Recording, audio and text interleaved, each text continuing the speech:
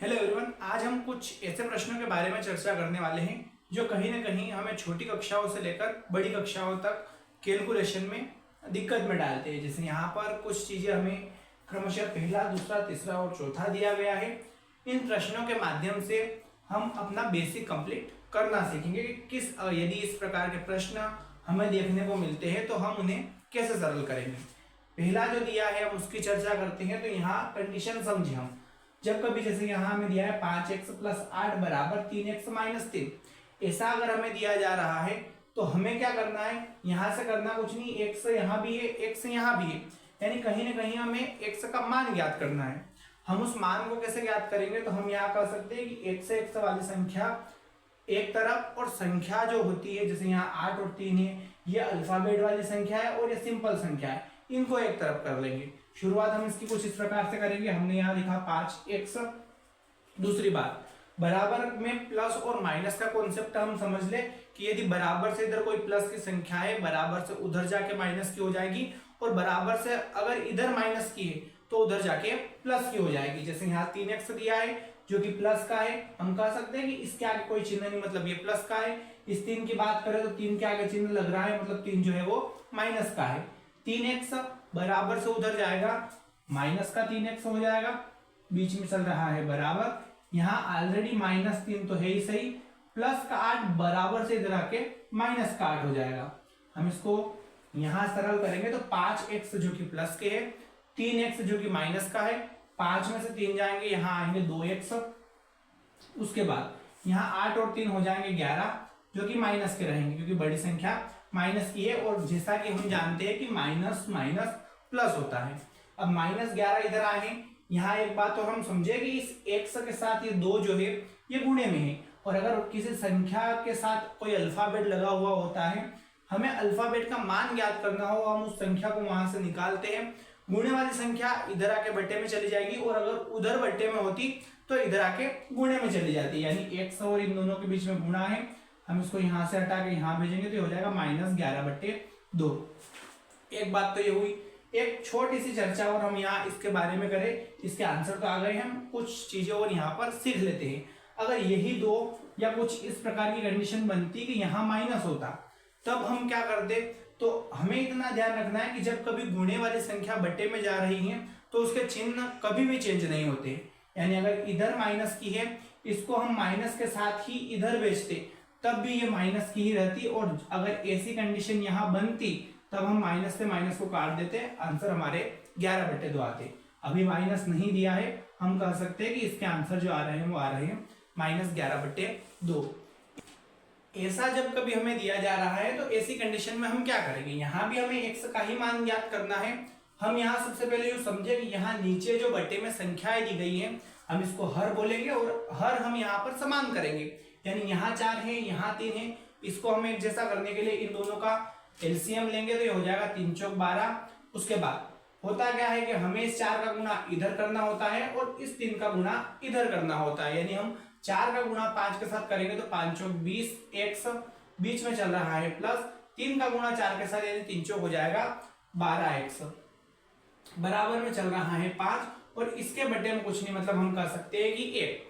सबसे पहले हम इसको जोड़ना है, जोड़ लेते हैं तो 20 और 12 यहाँ हो जाएगा 32x/12, बराबर से इधर चल रहा है 5/1। अब हम क्या कर सकते हैं, तो जैसा कि हमें जानकारी होगी कि बराबर में हमेशा क्रॉस गुणा होता है, हम क्रॉस गुणा कर देंगे, 1 का गुणा इधर करेंगे कोई फर्क नहीं पड़ेगा, यानी ये 32x ही आएगा, और इधर हो जाएगा 5 × 12। हमने क्रॉस गुणा यहाँ पे कर दिया।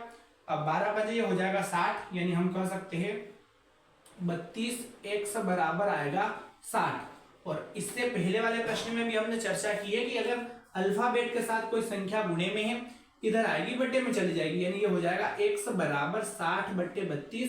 इसका सॉल्यूशन हम कर लेते हैं, इसको हम काटेंगे, 4 से काट सकते हैं, 4 एकम 4, 2 बचे 4 5 20 और 4 8 32, यानी यहाँ 15/8 हमारा आंसर आ जाएगा।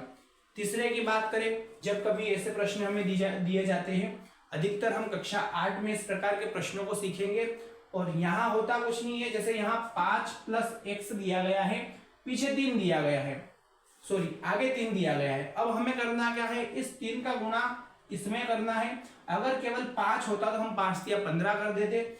यहाँ प्लस में x भी है, यानी 2 भाग यहाँ दिए गए हैं। इस 3 का गुणा इस पूरे कोष्टक के साथ होगा। अब यहाँ 3 का गुणा हमें 5 के साथ करना है, यानी हो जाएगा 3 5 15। फिर ये भी प्लस का है, ये भी प्लस का है, यानी हमने यहाँ बीच में प्लस लगा दिया। 3 का x के साथ हम गुणा करेंगे तो ये हो जाएगा 3x बराबर, यहाँ हम इसका सॉल्यूशन कर लेते हैं 8 का गुणा y के साथ, यानी हो जाएगा 8y। फिर ये प्लस का है और ये माइनस का है, हमेशा गुणे में प्लस माइनस माइनस ही होता है। हम इसका गुणा कर लेंगे, 8 हो जाएगा 24 जो कि माइनस का है।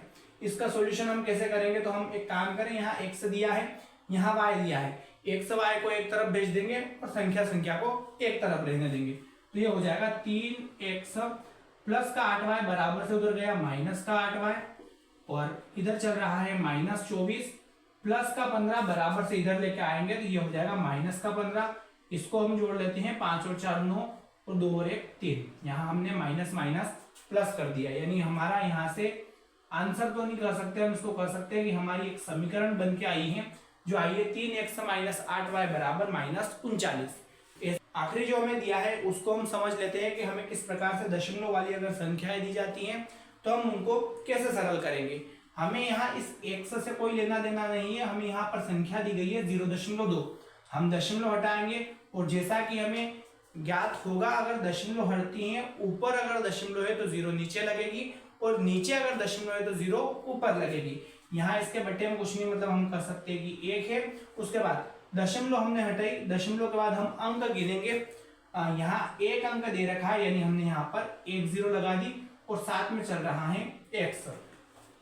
फिर साथ में यहाँ दिया है 0.4, दशमलव हटाया, दशमलव के बाद एक अंक है, हमने यहाँ 1 0 लगा दी, चल रहा है साथ में x बराबर 5.5, दशमलव के बाद यहाँ भी एक अंक है, हमने यहाँ भी 1 0 लगा दी। यहाँ इन दोनों का हम एलसीएम ले लेंगे।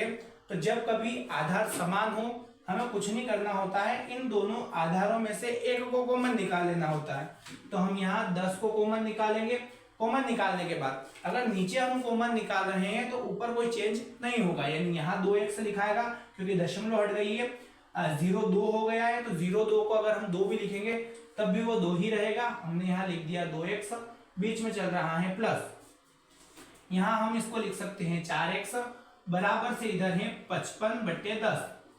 अब हमें क्या करना है, एक बात यहाँ समझ लेनी है कि अगर बराबर में संख्याएं दी जाती हैं तो उनके हर अगर समान हो तो हम हर से हर को काट सकते हैं, अंश अगर समान हो तो अंश को अंश से काट सकते हैं।